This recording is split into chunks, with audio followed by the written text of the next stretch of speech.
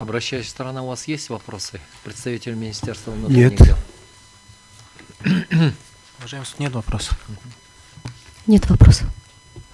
Нет вопросов. Уважаемые коллеги, есть у вас вопросы? Представитель Джохар Кенеш, пожалуйста. Нет вопросов. Извините.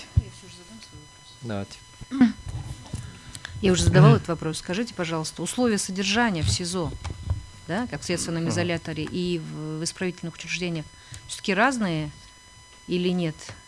По условиям, инфраструктуре, действительно ли люди, находящиеся в следственном изоляторе, испытывают такие чувства, что они схожи с пытками? На самом деле, я как до этого отметил представитель президента, я тоже там, как говорится, не был, и на этот вопрос я не могу вам ответить. А в чем ведение они находятся? Ну, я имею в виду, если... Конечно, по моему мнению, действительно там, наверное, имеется разница, потому что они все-таки ограничиваются свобода, чем относительно, например, в других исправительных колониях, да, он будет содержаться. Ну, а так я не могу ответить на это. Понятно, спасибо. У меня к вам вопрос. Вы правильно заметили, вы натолкнули на другую мысль совершенно, да? Вы как бы правильно заметили, что это раньше было. Судимость, она учитывалась при совершении новых преступлений. И это было квалифицирующим признаком для квалификации следующего преступления, да? Вот. Сейчас по новому кодексу вообще рецидив, он упразднен как институт вообще из уголовного права, да? Да. Но вы, тем не менее, об этом сказали, что он учитывается, это, да? Что вы имели в виду? Как вы к этому? Тогда возникает вопрос, зачем тогда вообще сохранять вот эту судимость, да? Вот давайте при все задумаемся, зачем сохранять судимость, если назначенный срок наказания, еще дополнительно ожидать время для его исправления. В чем суть? Это понятно, что, например, для квалификации последующего преступления это было на самом деле очень необходимо, да, чтобы человека прописать, как всегда прописывали в обвинительном заключении, будучи ранее судимым, не стал на путь исправления и, так сказать, совершил новые преступления. Сейчас какой смысл сохранять вообще институт судимости?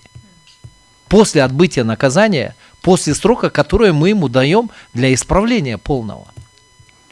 Ну, это, я считаю, меры воздействия именно государства, чтобы Нет, человек... мера воздействия государства только имеет право назначить наказание. Он дальше уже не должен иметь права влиять на вашу жизнь. То есть вот он назначил вам 20 лет, вы 20 лет отсидели. Ну, я образно говорю, не примите это, так сказать, к себе лично. Вообще говорю, да? А в последующем еще 10 лет держать его под вот этим статусом, под этим контролем, да? Под этим надзором, как ранее судимого, как имеющего судимость лица. Ну, это, наверное...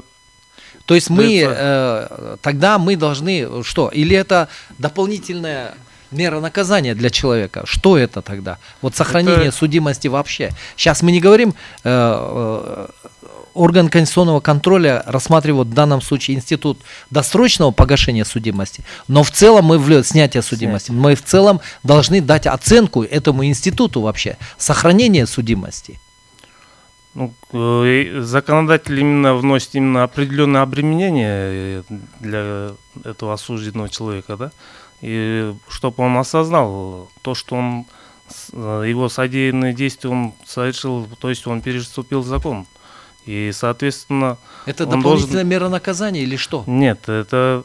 Это что думаю, вообще? Вот характер какой этого слова? Правовой характер вот этого статуса ранее судимого человека, который сохраняется за ним судимость.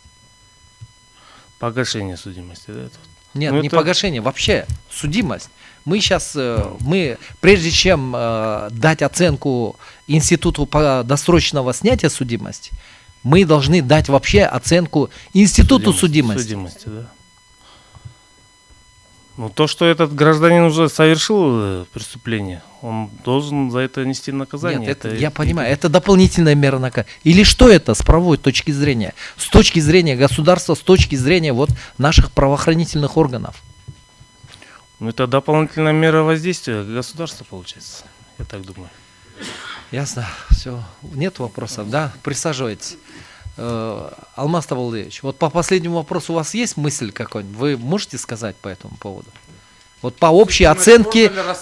Нет, по общей оценке вообще института судимости. Вы понимаете, да, что орган конституционного контроля, давая, скажем, оценку в данном случае вот этому, мы должны в целом дать оценку, правовую оценку, да, именно институту судимости.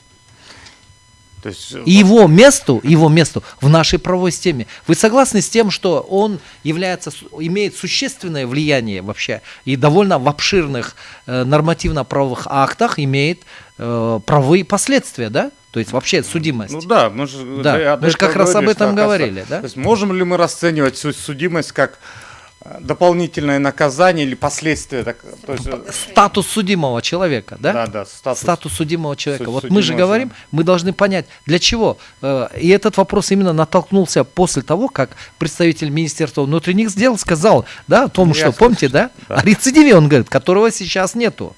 О рецидиве, о повторности совершения преступления. То есть, получается, мы говорили, что рецидив, человек не Раньше, должен за да. историю жизни своей отвечать, да. а здесь, получается, человек отсидев, и он, получает, опять же, несет Он уже срок. какие-то Государство ущемления. определило. Государство определило срок его, скажем так, возможного исправления, да? Ну, Его наказание да. в том числе определило. А после этого какой смысл в себе несет сохранение статуса судимого человека?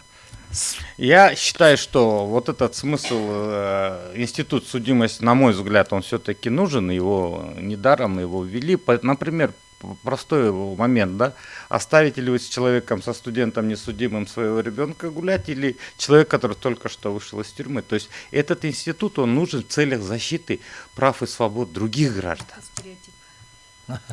Ну, это, Нет, вы на частности не... Нет, хорошо, вы- если я- в целом, дайте да, мне- человек все-таки дайте несет, мне правовую он несет оценку на себе этого. несет груз, который, в принципе, он отплатил государству, отсидев, полностью отбыв от звонка до звонка, но в дальнейшем, да, он несет определенные ущемления, несет какие-то, скажем, последствия, на нем сказываются. Даже не говоря о праве на труд, например, вот мы же сегодня перечисляли, что это действительно он несет какие-то, получается, это можно сказать, как он отвечает за последствия совершенного, хотя он вроде отбыл наказание. Ну и ясно, в общем. Спасибо. Спасибо. Так, да. Так, ну где он?